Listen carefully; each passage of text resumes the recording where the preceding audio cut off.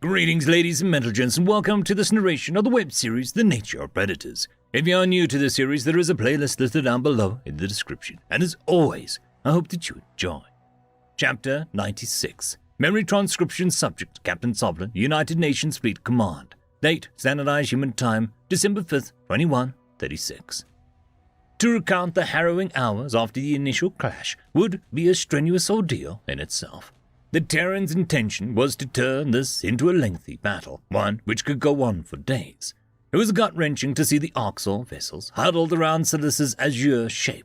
I knew this was a facsimile of what the Predators saw on Earth. There had never been a chance of holding or retaking the planet, not against a superior enemy. The UN kept our forces active, while rotating personnel to keep fresh eyes on duty. Carlos and Onzo were given leave for a short nap, though they were set to return within a few hours. Samantha was going through cups of brown liquid like it was a magic elixir, and Tyler had summoned a mug of his own. As a former officer, I understood his hesitancy to abandon his station. I'm feeling a bit worn out myself. This is the longest battle I've ever witnessed. They're supposed to end in the span of a few hours. Any updates, Soblin? Tyler stifled a yawn and shook his head to avert the sleepiness. Break down the Arxor's current movements. I blinked my heavy eyelids. Sir, the Greys haven't deviated from their orbital positions. They're on high alert since our fleet is utilizing these hit-and-run tactics, as you call them. And the FTL disruptors are holding? Yes, sir. UN ships are emitting that signal loud and clear, since we're outside of reach of Silas transmitters. Don't want the bastards warping in right on top of us like we did to them. Good! And Soblin, you look like shit. Get some rest. I'll have the tech cover for you. I disembarked from my seat, knowing that I wasn't much of a tactical specialist with my current brain fog. The humans weren't going to win this war by exhausting their crew. It wasn't clear how long we could stay in a state of combat readiness. Even a predator would tire of stress-driven situations over an extended duration. My paw shuffled into the mess hall, and I collapsed on the cool floor. Gojits certainly weren't built for constant adrenaline. It was a matter of time before the humans' efficiency diminished as well, and our resistance crumbled. Predators tired of a chase after a while, which was why prey gained their flight impulse. When Carlos and Sam discussed their legends of Selene, they left out their historical battles. I could fill in the blanks well enough from the Federation's knowledge. Tyler had discussed Earth's world wars, though in limited detail. The first conflict was a particular display of primitive barbarism. Mid-trench warfare was either exaggerated or had resulted in sloppy performance from their soldiers. The fact that it took so long to sue for peace was stubbornness. It was the refusal to surrender that Carlos mentioned. A human's body and mind would break before their will. I snoozed on the mess hall floor. My dreams were broken, bits of harsh memories sewn together. Tyler's confirmation that humans fought wars for thousands of years looped through my head. My brain fused that encounter with Zarn's initial briefing.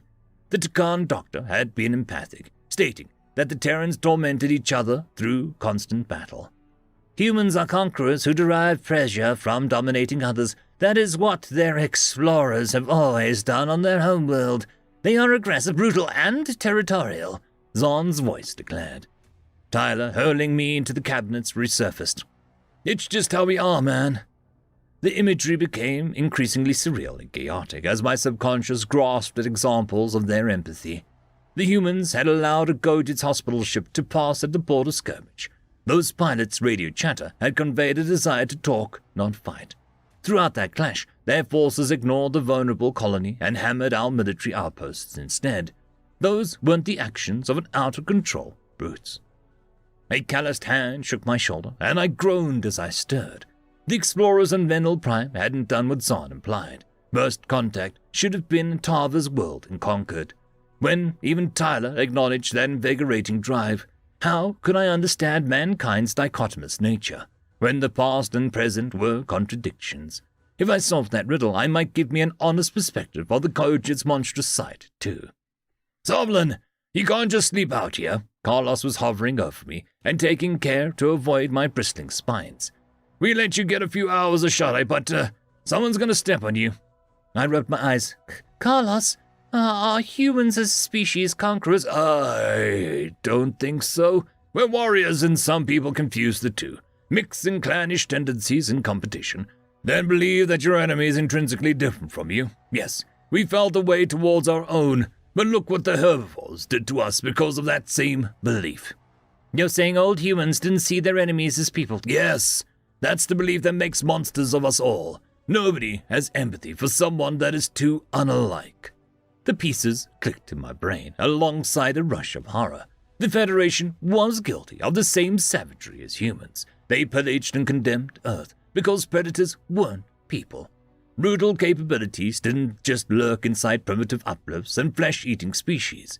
Most concerningly, zero empathy wasn't a requisite to complete atrocities beyond a comprehension. But it's not just a trait of the Gojids. Thank the Predator. You're very wise, Carlos, I murmured. I wonder where you learnt it from. The olive-skinned soldier sighed. Let's just say I didn't grow up in a stable home. There's a reason I didn't check in on my family post-Earth. I decided that I never wanted to be like my old man, and that I was going to figure things out for myself. And you joined the Peacekeepers to get away? Yes. I got assigned to humanitarian missions at first, and it felt good to make a difference. I learned a lot about people, humans. I learned how to stand in the other guy's shoes. Thank you for trying to understand me from the beginning. I never deserved it. I'm not sure that you're a bad person. You had that belief I talked about, and it made you a monster. That's as human as it gets, Sovlin. I'm not sure that's a compliment. Oh, it's not. Anyway, Tyler, Officer Cardano wants us back on the bridge. Let's get to work, huh? Carlos ushered me back into the bridge, a rejuvenated light in my eyes. The situation on Silas appeared unchanged from a cursory glance at the viewport. Smaller Terran craft harassed the Arxel fringes, while the main UN fleet prevented escape or reinforcements. The Greys weren't challenging our position. It seemed that the demons wanted us to make the first move, while the humans were in no rush to act. Captain Monahan had joined the brown liquid party with the steaming cup in her hand. The commander was still supervising the bridge, and her puffy eyes suggested that she hadn't taken any reprieve. Our warship was playing a supporting role, poking at any Arxel that neared Terran ranks. Combat readiness was maintained on the bridge. If there was an opportune moment, we'd capitalize on it. I strode up to a wary Tyler. Sir, you wanted us back? Crap. I'm ready to tear the Greys a new one. A rested Onzo sauntered into our group. We're in agreement there. When are we charging in?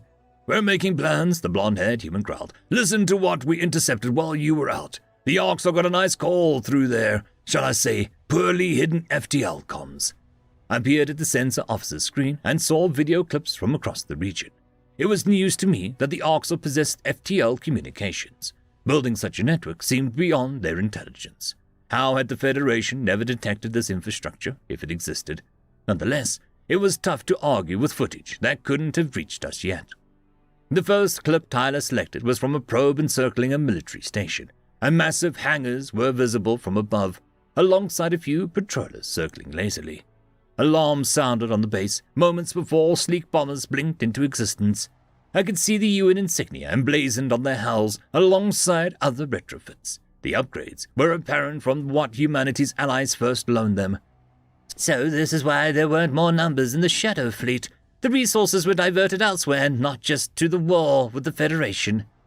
The Terran bombers swooped down on the Dominion installation, just as they had assaulted Gojid bases. Enemy resistance was wiped out upon contact, unable to hold a candle to this raid.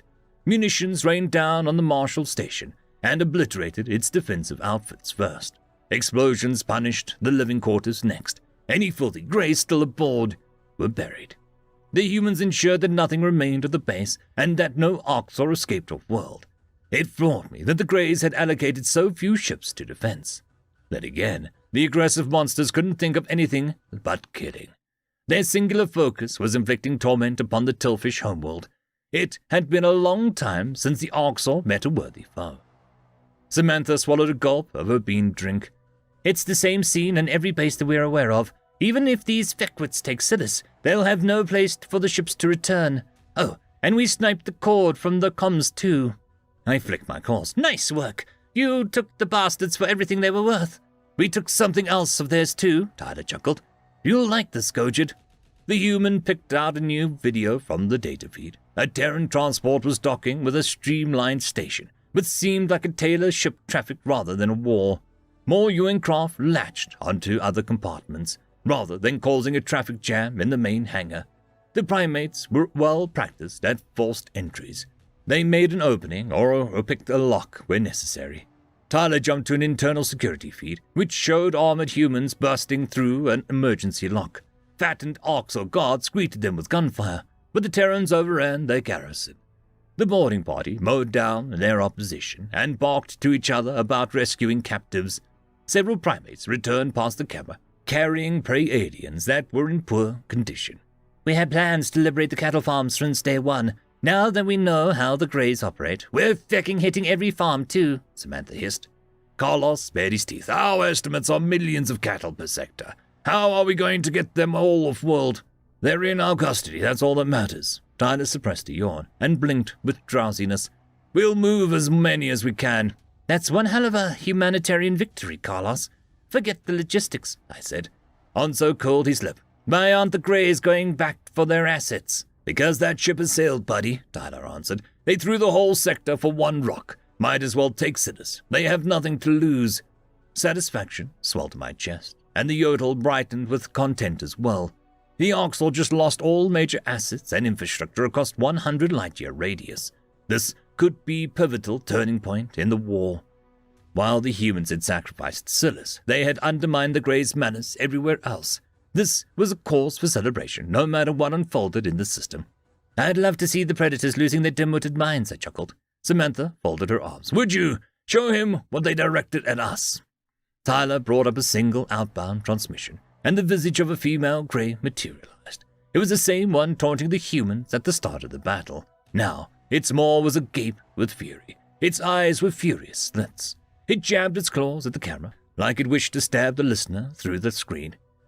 You irrelevant grass bunches really fucked up now. How dare you destroy Dominion assets? I'm going to burn this fucking planet to the ground. The raving Orcs roared. Since you killed my food, I am going to make the cattle farm solely of humans to replace it. That will put you back in your fucking place. You will regret this.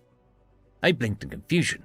The Greys perceived the humans as equals, and that should be doubly true after our battlefield prowess here. From what I overheard, it would go against the Orcs' twisted philosophy to eat another predator. Was the chief hunter really going to go against its government stance, out of spite? I don't think the humans would make good cattle. They're too headstrong and devious. Tyler cleared his throat. That leads us to our plan. Evacuations on Silas were subpar, given their rushed timetable. We will, in no circumstances, stand for humans being captured for that purpose. So what are we doing? Shooting down cattle ships? I offered. If it comes to that and we can't board them, yes, sir. But getting soldiers off Silas became a priority. The UN fleet is going to engage the Orcs head-on, distract them. Meanwhile, shuttles will sneak through the gaps and rescue as many humans as possible. Great, so just tell me how we're going to get their attention. That's the thing. I'll be heading down to the surface. I know it's atypical for an officer to volunteer himself, but a personal matter has come up that I must attend to. Nonzo hissed his annoyance. You didn't invite me. Where was the sign-up sheet? You can come if you want, buddy. It's very dangerous. Dangerous for them. I'm coming with you. End of discussion. That was an interesting way of speaking to a superior officer, but the yodel seemed to get special consideration. I couldn't understand why Tyler would rush off and shirk his station duties. It was an unusual decision, to say the least. What could be personal enough to have swayed his judgment? Well, I didn't want to challenge the big guy. I felt responsibility to talk some sense into him. Forgive my insolence, but I care about your welfare. You are an officer, sir, like you said. I chewed at my claws, anxious at the risk Tyler was undertaking. With respect, you are more useful up here. The captain wouldn't want you wasting your talents on field work. Captain Monahan has been appraised of the situation, and she signed off on my departure. The census officer rumbled. With this development, I would be too distracted to fulfill my duties. You guys will be fine without me. What development? Personal or not, I can't understand without a clue why you're doing this. Samantha grimaced. We should just tell Sovlin, sir. He'll find out on his own. Tyler narrowed his eyes. Suit yourself. The floor is all yours, Sammy. It's Sam. Anyway, snap to it, Sovlin. I was scanning transmissions from the surface, like Ty ordered, and I keyed into this one. Samantha's pale fingers scrawled across her viewing history as she picked out the highlighted transmission. I eyed the humans warily, wondering why they had reservations about sharing this information. What could happen on Silas that had any personal impact on myself? The Tillfish genocide was tragic, but I had no connections to the surface. A broken audio clip filtered through the speakers. "This is Captain Marcel Fraser." Hot blood rushed to my ears, and a ringing sound drowned out the rest of the transmission. I keeled over against the station, shaking my head in denial. That predator's voice was one I could recognize anywhere. Knowing that Marcel, the human I'd tormented, was trapped on Silas, changed everything. Of course Tyler wanted to rush off and rescue his packmate. What would Marcel think of my presence on the ship? What if Slinek is with him? I threw that poor Venlil around like a rag doll. Guilt ebbed through my veins with renewed strength. How was it fair that I was cozy on the ship while Marcel and Slinek would be captured to a cattle farm? If there was a way for me to trade places, I would do it in a heartbeat. It wouldn't scratch the debt I owed my two victims. I deserved suffering from the beginning anyways. The Terrans were too merciful. Tyler twisted his fingers into my scruff. "Sovlin, shit. This is why I didn't want to tell him." I can't." Tears soaked my cheek fur, and mucus congested in my nasal passages. "Good luck, sir. I understand." "Hey, I'm gonna get Marcel and Slinek out of there.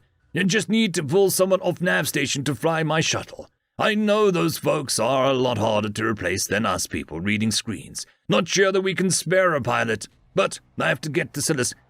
"I'll go. I can fly." "No way. How the feck would I explain that to Marcel and Slinek?" "I've flown down during an orbital raid before, back when I picked up Selene. Carlos and Sam can attest to my skills. It's best option for the ship, sir." I don't think that'll react well to your presence. You know what I mean." "Slinek and Marcel are both pilots. If either wishes to serve me to the Greys, I'll crawl into their cages willingly. I just need to get you down there. Let me do this for them. For Marcel." Tyler crossed his arms, deliberating his options. I understood that my victims wouldn't be pleased to see me, but taking a pilot from navigation could get the humans killed. It had to be an expendable crew member like myself. Besides, from my perspective, failure was not an option.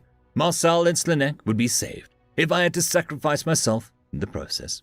"Fine," the census officer decided. "Let's get a shuttle and get moving." End of chapter. I would quickly like to thank our Tier 5 patrons, Dragzoon W.R.E, Quantum Wednesday, Ambrose Cattell, Lord Ashrakal, Bushmaster 177, Casper Arnholtz, Cam Maxwell, and Arcadian. Thank you very much.